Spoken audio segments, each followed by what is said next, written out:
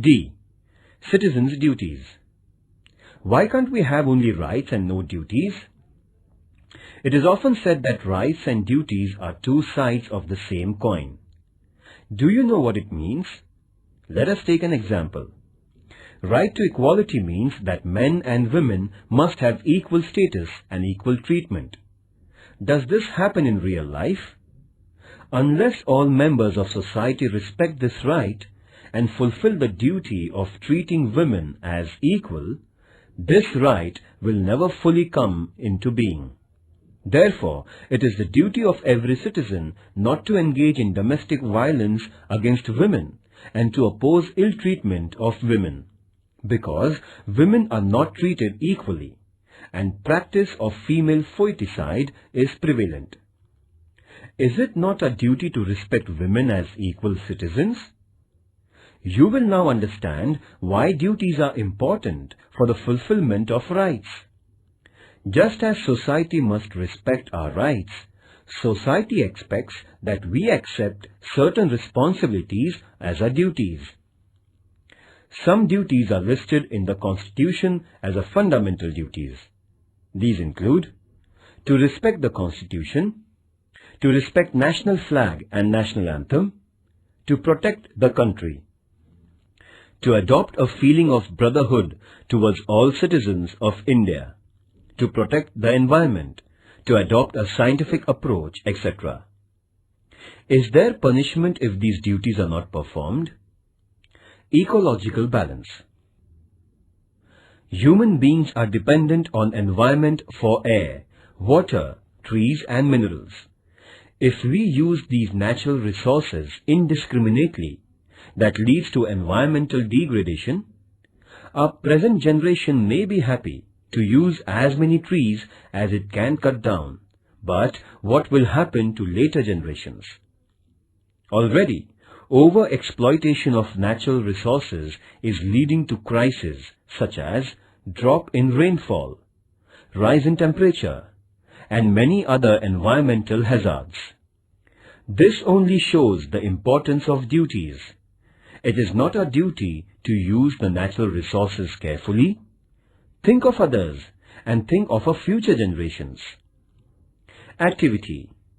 Obtain a copy of the Constitution of India and make a list of fundamental duties. Discuss in your class why these duties are important. I can now see the link between rights and duties.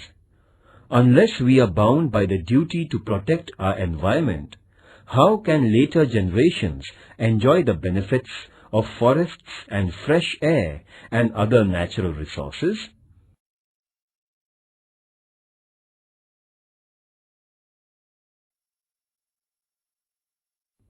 Right to equality. Democratic government means that the government is not arbitrary. It works according to rules and regulations. But what if rules were only applied to some people and not to some others? It would still be an arbitrary government. Therefore, there must be the same rules for everyone. This is the principle of equality before laws. Our Constitution guarantees that all persons will be treated equally by the government. Equality means that persons will not be treated differently just because of the gender, religion or caste, etc. Right to equality also means that everyone will get equal opportunities. Remember that there are many inequalities in our society, and to remove those inequalities is the objectives of our Constitution.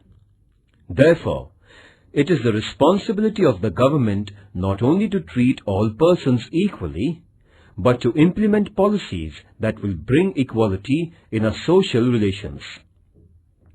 You may have heard about reservation of seats in school and college admissions for women or persons of weaker sections.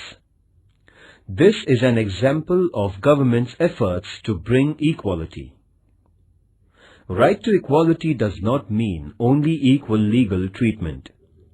It also means that groups which are backward and traditionally discriminated against must get the opportunity to develop themselves and become equal in the true sense.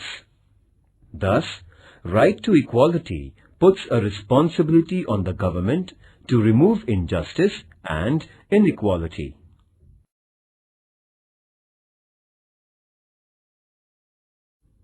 Right to freedom of religion. In India, people follow different religious practices, but the government does not support or oppose any religion. Every person is free to follow any religion and pray according to her or his religion and also propagate their religion. The government will not differentiate between persons of different religions only on ground of their religion. And because there is no religion which is the official religion of our country, government or government-aided institutions will not force us to follow any particular religious practice. Government also does not itself preach any religion or give religious education in schools aided by it.